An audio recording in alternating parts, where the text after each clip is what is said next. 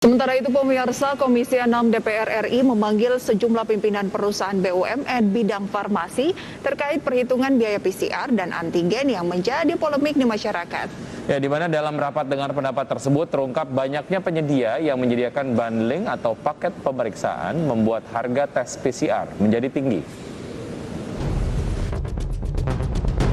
Komisi 6 DPR RI akhirnya memanggil sejumlah pimpinan perusahaan BUMN bidang farmasi terkait perhitungan biaya PCR dan antigen yang dalam beberapa waktu terakhir menjadi polemik di masyarakat.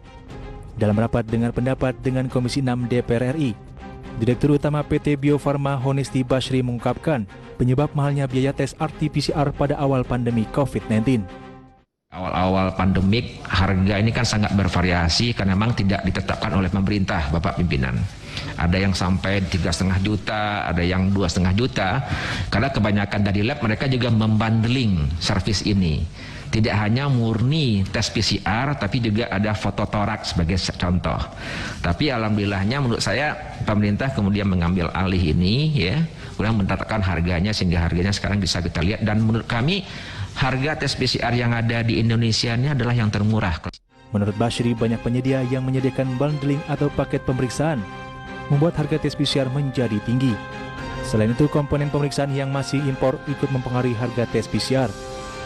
Namun kondisi tersebut berangsur berubah ketika pemerintah mengambil alih dan menentukan harga tertinggi tes PCR yang bisa didapatkan oleh masyarakat. Basri optimis semakin meningkatnya suplai pasokan bahan baku dari dalam negeri akan mampu menekan biaya tes RT-PCR. Selain itu, langkah pemerintah yang menentukan harga tertinggi dari regen RT-PCR dapat membantu biaya tes PCR lebih terjangkau di masyarakat. Dari Jakarta, Tim Liputan IDX Channel. Oke, kita pengen komentar dikit ya, karena kita gatel pengen komentarin. Banyak juga nggak apa-apa. Karena kita termasuk orang yang cukup sering melakukan tes PCR ataupun Betul. mungkin tes antigen gitu.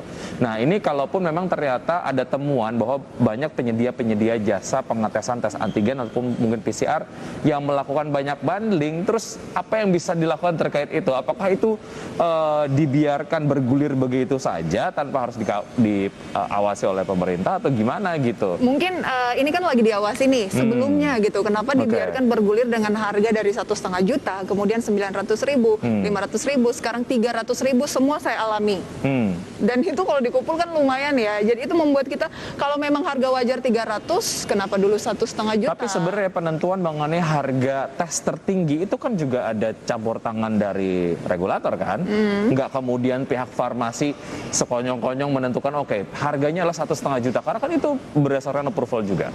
Mungkin waktu itu konsentrasinya masih lebih ke memberantas COVID. Kalau sekarang kan sudah agak turun, jadi DPR punya waktu yang lebih kritis untuk menilai kok bisa jangan-jangan ini ada potensi kartel di sana. Oke. Nah, kalau informasi berikutnya ini adalah tentu saja masih dari Komisi 6 DPR RI yang mendesak BUMN Kesehatan untuk mengupayakan agar harga tes PCR bisa kembali turun. Penurunan harga tes PCR diyakini akan semakin mendorong pergerakan mobilitas orang, khususnya di sektor transportasi. Komisi 6 DPR RI mendesak BUMN Kesehatan untuk mengupayakan agar harga tes usaha berbasis real-time polymer chain reaction atau RT-PCR dan antigen bisa lebih terjangkau. Komisi 6 menilai harga tes PCR di Indonesia bisa berada di bawah Rp200.000. Adapun posisi harga ditetapkan pemerintah saat ini berkisar Rp275.000 untuk Pulau Jawa dan Bali dan Rp300.000 untuk di luar Pulau Jawa dan Bali. Wakil Ketua Komisi 6 DPR RI Arya Bima menilai penurunan harga tes PCR akan semakin mendorong pergerakan mobilitas orang, khususnya di sektor transportasi, sehingga akan berdampak pada pergerakan ekonomi nasional.